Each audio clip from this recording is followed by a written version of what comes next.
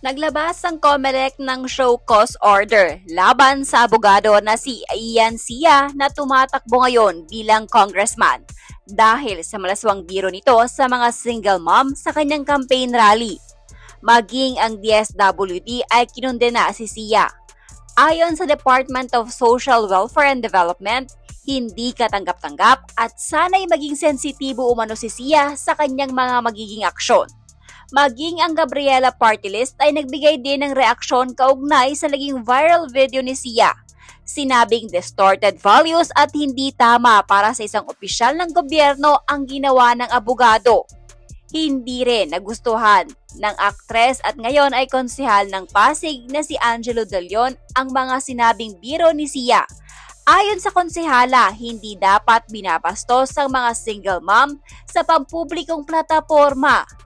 Dahil sa pambabatikos kay Attorney Ian Sia ng publiko at pagpapahayag ng pagkadismaya ng ilang ahensya, humingi ito ng paumanhin ng ayon dito, wala umano siyang intensyon na makasakit ng damdamin.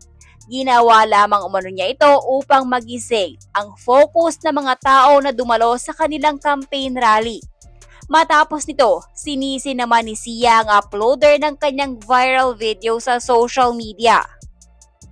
Minsan sa isang taon, ang mga solo parent na babae na nireregla pa,